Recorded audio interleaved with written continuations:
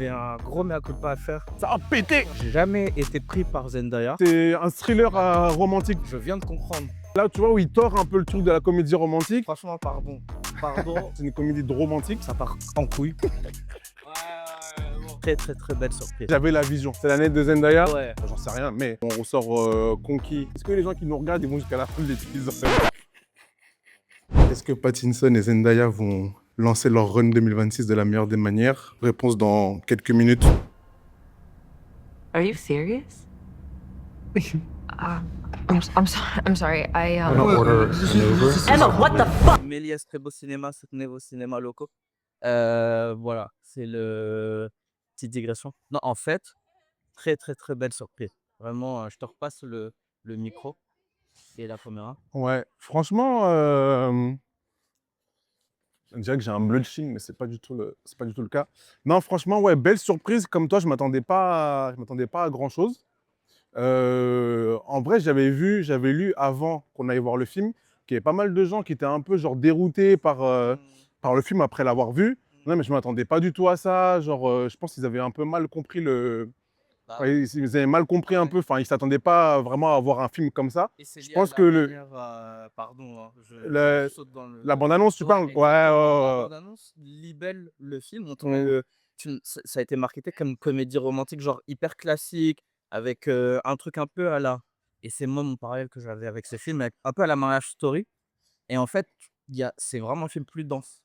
Ah ouais? Moi, Plus. tu vois, bizarrement, la bande-annonce, je l'ai pas vu quand même. Moi, je l'ai vu comme un film, comme une comédie romantique, mais avec justement, enfin, tu sais, as cette scène dans la bande-annonce, du coup, qui est dans le film, où donc c'est le personnage de Rachel qui s'avère être une des amies du couple et qui est la demoiselle d'honneur et qui apprend quelque chose. Le Elle, mari, elle est en mode elle. what the fuck? Ah, vas-y, elle là. Mais, d'ailleurs, c'est l'un des plots du film. Non, c'est un personnage en fait qui est très bien joué, très bien écrit Ouais. et vu là où elle nous emmène, Ah ouais, désormais, ouais, c'est qu'elle est très bien écrite. de fou. Mais en tout cas, ouais, c'est vrai que je comprends un peu comment dire, le décalage entre ce que les gens attendaient du film et ce qu'ils ont reçu. Moi, pour le coup, je ne m'attendais pas à grand-chose. Moi, j'avais vu la bande-annonce comme un peu tout le monde en allant au cinéma et tout. Mais je me suis pas, tu sais, genre, j'ai pas intellectualisé le truc en disant ça va être un film comme ci, comme ça et tout. Je dis, tu sais quoi, on va voir. Et franchement, et du coup, bah, je vais rentrer un peu dans mon analyse. Je trouve que le réal fait un super boulot d'écriture et de monter. Quand je dis c'était intense, en fait, c'est l'intensité. En fait, tu sais, c'est une montée en pression, même pas crescendo, genre la pression, elle monte à un moment du film et elle Et redescend après, jamais. exactement. Elle redescend jamais. En fait, c'est un thriller romantique, Sur je la pourrais dire gorge. comme ça. Non, mais vraiment, moi, je l'ai ressenti comme un thriller romantique. Genre, quand tu regardes un thriller en mode, tu t'attends, tu sais, est-ce que le personnage va réussir à déjouer le complot mondial contre, je sais pas, moi, la Maison Blanche, j'en sais rien, un truc dans le genre. Et là, tu as ce truc où, sans spoiler, on va essayer, je pense, de pas trop spoiler parce que ça va être, mais en même temps, c'est dur, je pense, de parler du film sans rentrer un peu dans les détails du scénario. Mais en fait, pendant tout le film, tu t'attends à une chose, tu t'attends à ce que ça pète, comme dirait le gars là, ça va péter. Tu t'attends à ça, et en fait, c'est là tout le temps, tout le temps, tout le temps, tu es vraiment en pression tout le long.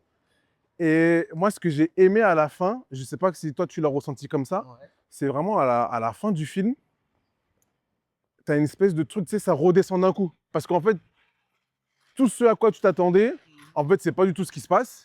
Et du coup, tu es en mode, genre, je sais pas, genre, je souffle. Alors qu'en vrai, c'est assez pathétique ce qui se passe. C'est assez dramatique. Le film s'appelle Ce Drama. Et du coup, en fait, c'est comment toute cette tension, en fait, génère bah, le drama du film et du coup, le titre du film. Et même, je trouve que un autre truc que j'ai trouvé bien, mais peut-être que je le développerai plus tard, c'est les différences de niveau, enfin, les différents niveaux de lecture qu'il y a dans ce film, sur les sujets qui sont abordés notamment.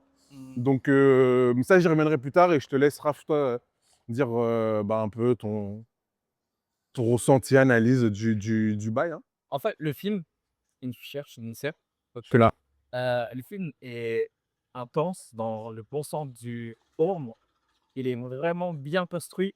ça part vraiment de manière légère, je sais plus, j'arrive plus à parler en fait tellement, en fait, il m'a emmené dans un rythme. C'est genre, ça commence comme une comédie romantique Ouais, classique, hein, exactement. avec heu, quoique il déconstruit un peu le truc, c'est-à-dire qu'il nous pose un contexte en mode hyper accéléré et je trouve que justement Oui, cette ouais. introduction, elle est rythmée, elle est hyper prenante.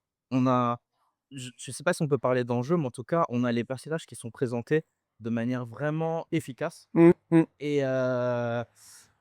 et donc on rentre dans ce truc et au bout de, on va dire, du premier tiers, il y a cette discussion qui amène justement la tension du film, the drama et qui fait justement, comme tu le disais, monter, le film en pression, en intensité et le réalisateur nous emmène dans un endroit où il analyse, en tout cas moi c'est comme ça que je le vois, il analyse justement les relations de couple. Via cette tension justement, il y a plusieurs émotions, plusieurs sentiments qui sont, présentés, qui sont décortiqués. On est dans du réalisme à certains moments avec des trucs qui sont de l'ordre de la comédie romantique ou sentimentale de assez classique. Et puis parfois ça part, je vais être grossier, pardon, ça part en couille et c'est hyper prenant. Et moi, mon analyse, elle est basique, c'est plus ce que je voulais dire. Si la caméra me reconnaît, Tu peux avec le avec la manette. avec le Ouais. effectivement. Ouais. Longtemps que je En mode en mode joystick, ouais. et bah, en vrai, non, moi j'ai un gros mea culpa à faire. J'ai jamais été pris par Zendaya. J'ai jamais compris, ce qui était enfin, tout l'attrait ou cette espèce de glamour qu'on lui attribuait, de talent. J'en ai pas les mots, mais en tout cas le, je viens de comprendre. Elle Tu as est compris, ouais, j'ai tu compris. as compris. Franchement, pardon, j'ai compris et deuxième truc, je suis très content de voir, Mamoudou Athie, à l'écran. Et il est Heu, vraiment très bon dans le film, hein. Hop, hop, hop. Ouais, ouais, moi je suis assez d'accord avec ce que tu dis, et ce que tu as dit. Et le truc que moi je voulais aborder aussi, c'était dans les différents niveaux de lecture. Donc il y a ce truc, centré sur les relations amoureuses et tout, que tu as très bien dit. Et moi je pense qu'en fait il faut que je revoie ce film une deuxième fois. Parce que justement je trouve ça intéressant de voir, tu vois, la manière dont moi je l'ai reçu là, pour la première fois, tu sais, au premier visionnage. Une fois que tu sais une fois que tu sais comment ça va se passer, les choses vont se passer, est-ce que du coup tu ressens la même chose? Est-ce que ce sentiment, parce qu'il y a ces sentiments de tension où tu ouais. attends à ce que ça Ça va va péter, Ouais, comme il dit mais là, l'autre. du coup, Mais du c'est coup, sûr, tu tu vas sais, anticiper. mais non, mais ouais, et du coup, est-ce que tu arrives à saisir autre chose? C'est bien aussi, tu sais, quand tu regardes un film que tu as vu plusieurs fois, où en fait, tu as différents sentiments qui t'envahissent à chaque visionnage, ou à chaque fois tu ressens la même chose, et c'est aussi très bien. Euh, et donc là, j'ai envie de voir si j'ai pas, par exemple, si j'aurais pas loupé quelque chose parce que Ouais. j'étais trop pris par par ces moments de tension. Mais dans les différents niveaux de lecture que je voulais aborder, il y avait un truc, notamment tout ce discours, genre sur, je pense que c'est vraiment un sous-texte, c'est pas, Il est pas imposé. Si on parle du même, il est pas imposé. Je je trouve parle que sur le gun ouais, violence, tu vois. bah, c'est de ça que Ouais, ouais. ouais. Et je trouvais ça cool parce que là, tu vois, où il tord un peu le truc de la comédie romantique, c'est que bah, il met ce sujet-là. En gros, il y a un sujet sur. Il y a un des personnages qui. Bon, allez, on va dire spoiler. Voilà, je vous ai dit, c'est spoiler. Donc là, je vais Revenez spoiler. après. Revenez après. Faites pause. Vous allez voir le film et vous revenez après. Ouais. Ou sinon, vous avancez et on va essayer de mettre des trucs dans l'épisode pour dire C'est quand vous pouvez revenir. En tout cas, ouais, il y a le personnage de Zendaya, donc de Emma, qui avoue lors d'un dîner, donc avec son fiancé et sa demoiselle d'honneur son meilleur pote. et son meilleur pote et tout, que à l'adolescence, elle avait pensé, enfin, Elle a même même pensé, elle avait même planifié de faire plusieurs trucs. une tuerie de masse dans son lycée. School shooting. Ce qu'elle n'a pas fait, et du coup, ça horrifie la demoiselle d'honneur parce que sa cousine a été touchée, a été victime d'un school shooting quand elle était au lycée. Et à partir de là, tout ce truc qui se met en place où tu te dis, bah, est-ce que, en gros, elle va passer à l'acte ou est-ce qu'on va avoir droit à cette scène-là? Et au-delà même de Mm. ça, est-ce que c'est une mauvaise personne? Est-ce que c'est quelqu'un C'est ça, exactement. L'une des tensions du film Mmh. aussi, c'est que le personnage principal, Ouais. l'un des deux personnages principaux, donc joué par Pattinson, Ouais. qui doit se marier avec cette femme-là, Mmh. se demande du coup si le fait qu'elle ait avoué ça, ça remet en cause l'amour et Exactement. les sentiments qu'il a envers elle. Exactement, exactement. Et il y a aussi tout ce truc, toute cette hypocrisie, genre, je sais pas comment dire, c'est un pays où les armes sont omniprésentes. Mmh. Et là, tu as une personne qui n'a rien fait, qui avoue qu'à un moment, elle a planifié de le faire, mais qu'elle ne l'a pas fait. Et après, on découvre le pourquoi du comment elle ne l'a pas fait et tout. Et en fait, genre, on lui colle cette étiquette-là, alors que, en fait, elle n'a rien fait du tout, tu vois. Alors qu'en dehors de ça, tu vois, genre, lors de ce dîner, chacun avoue les trucs un peu horribles qu'ils ont fait. Et cette même personnage de Rachel dit quelque chose de vraiment, pour le coup, vraiment horrible, qui aurait pu, pareil, devenir, qui aurait pu être très dramatique si l'issue avait été différente, comme pour le cas de Zendaya. Mais pour le coup, ça passe complètement, tu vois, ça passe, tu au vois. second plan, mais Ça parce passe au second que plan. c'est là où je trouve que le film est bien fait, c'est que ces deux personnages sont en miroir. Exactement. Le premier acte horrible, j'allais dire horrifique, mais Mm. horrible, c'est cette personne qui la raconte. Mais elle arrive à désamorcer ça, Ouais. ça tourne la blague, Ouais. etc. Et surtout à passer le bébé. Ouais. On va tourner là, passer le Vas-y. bébé au niveau de la conversation. Et elle fait un focus, pour plein de raisons, comme tu l'as dit, sur le fait que Zendaya, elle, donc avait planifié cette tuerie de masse donc, Ouais. dans son école. Oui, c'est ça, c'est entre eux.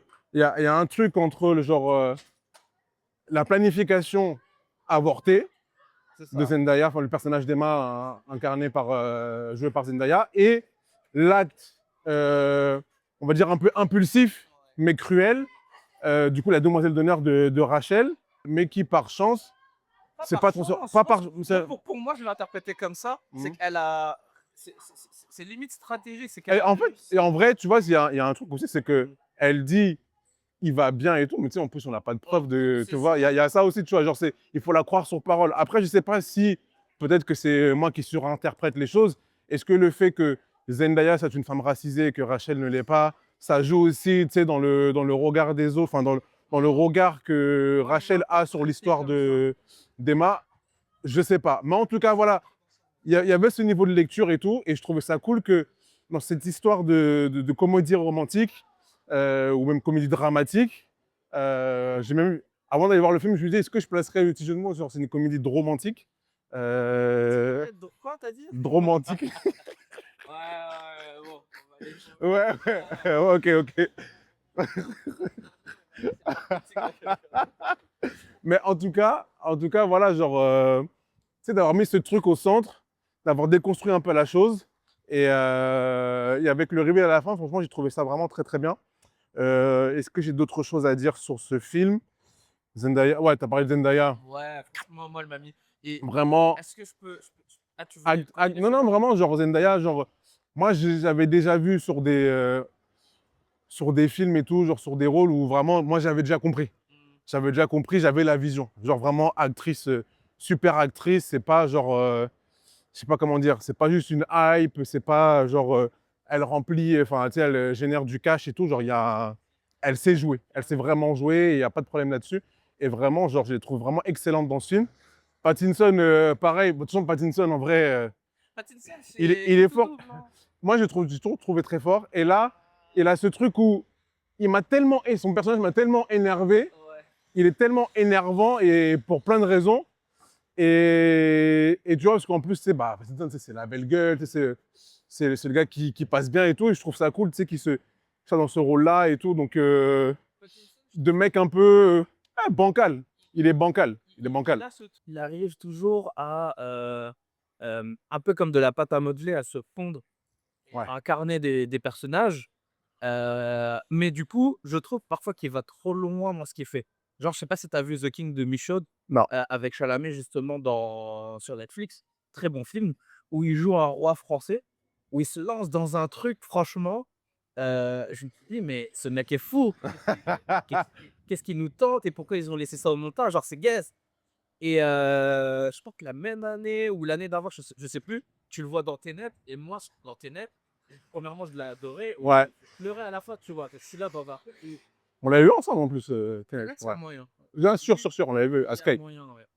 Et pour revenir à Zendaya, j'avais toujours ce truc où je la voyais un peu comme la petite cousine, tu vois, qui me tente des trucs. Je sais pas, je jamais réellement senti de la qualité dans ce qu'elle faisait. Ou... J'avais pas perçu le potentiel. Ouais. J'avais même commencé Malcolm et Marie, je m'en souviens à l'époque, toujours sur Netflix. C'est pas fait exprès. Et j'avais détesté. Genre, j'avais coupé le truc. J'avais trouvé le coup pas crédible. J'avais trouvé le truc forcé. Et là, en fait, quand tu regardes un film qui est plus ou moins sur les mêmes territoires, Mmh. mais du coup, qui est mieux écrit, hein, il faut se le dire, Claro. qui est mieux réalisé, et qui est mieux, tout simplement, bah là, elle, moi, elles sont de révélation.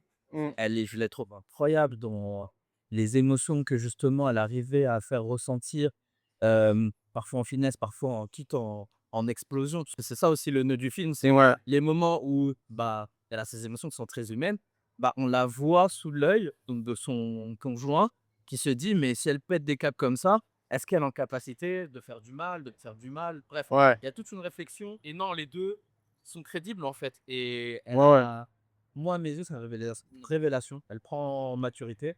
Et en fait, on parlait de est-ce que c'était l'année de Tilly lors de l'élection De Parti suprême, ouais. White Boy.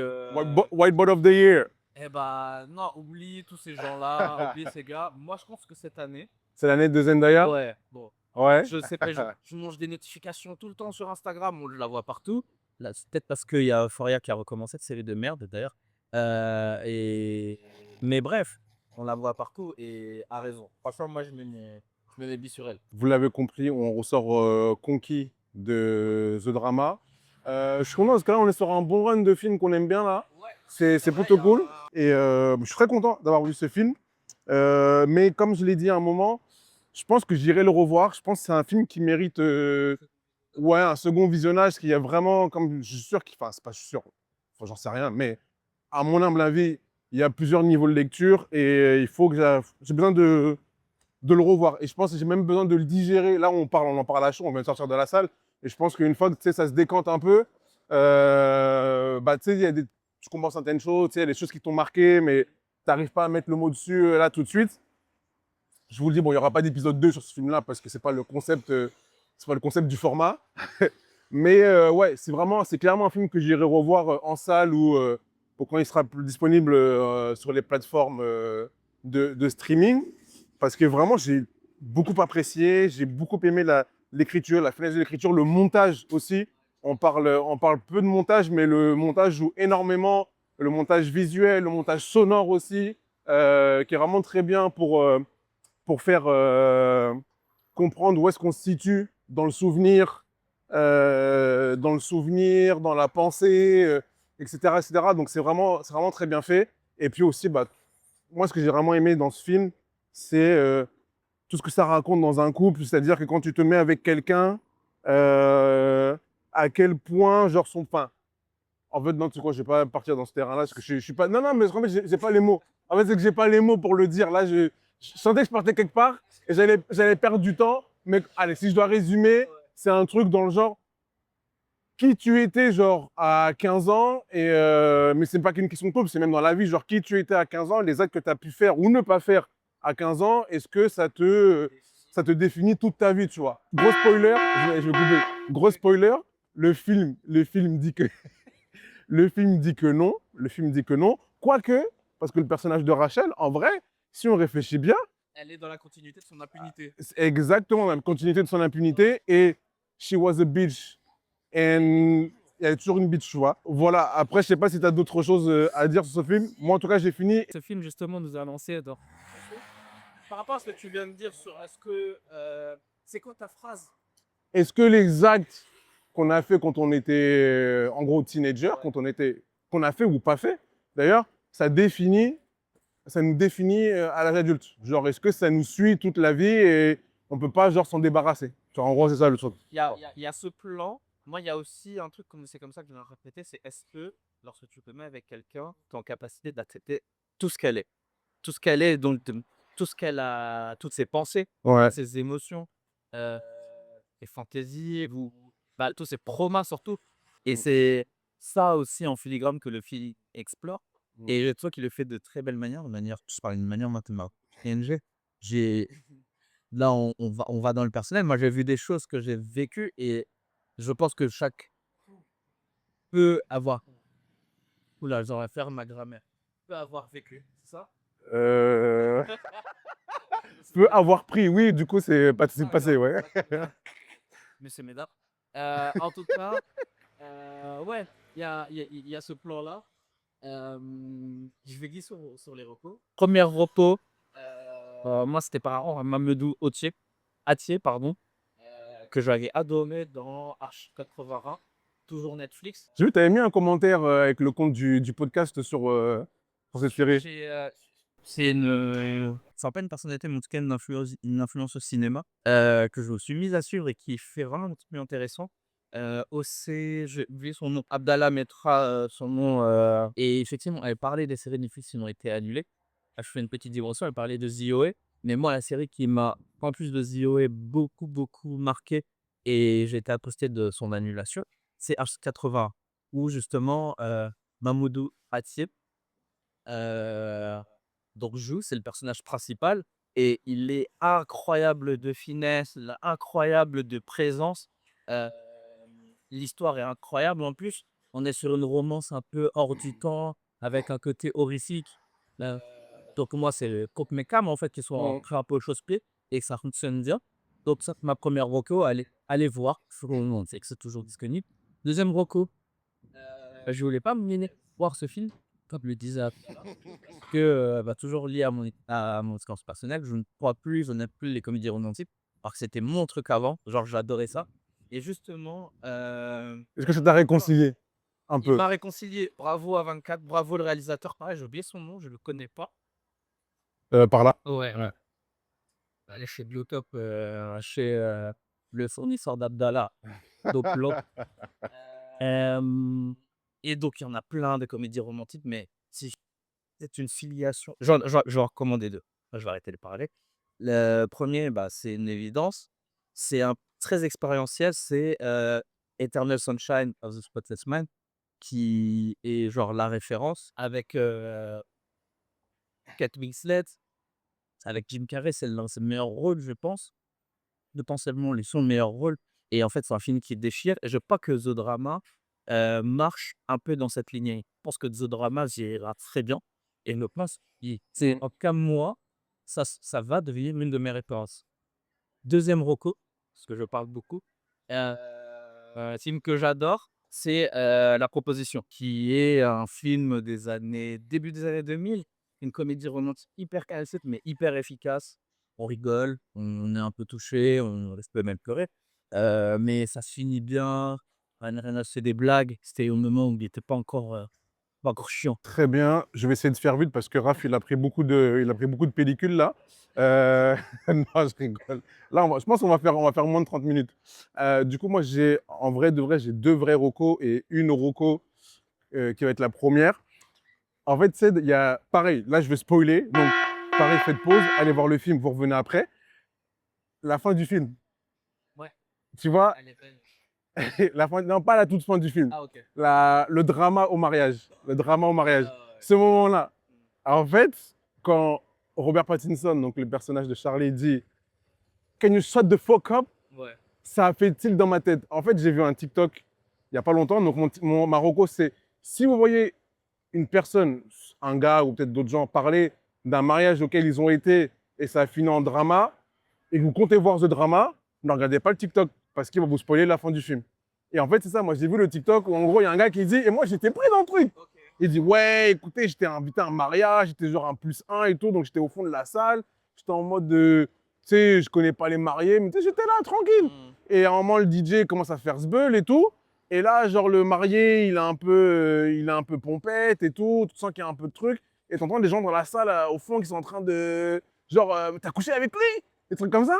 Et à la fois, le gars, il se lève, il lui met un coup de tête, tout ça. Je suis, oui, mariage de fou. Et là, je regarde les commentaires. Ah, est-ce que le gars, il vient pas juste de raconter genre ce drama? Je fais, oh le bâtard! OK. Et en fait, j'avais complètement oublié. Heureusement que j'avais plus ça en tête. Et quand du coup, Parkinson dit « Can you shut the fuck up ?» Ça a fait j'ai fait « Ah ouais, bien vu ». Donc, si vous voyez ce TikTok-là Ok, les bons. Ouais, côté. et qu'on vous comptez voir le film, regardez pas. Nous, toi, t'as reco, c'est un spoiler aussi. Non, mais de toute façon, c'est les recos. Est-ce que les gens qui nous regardent, ils vont jusqu'à la fin de l'épisode?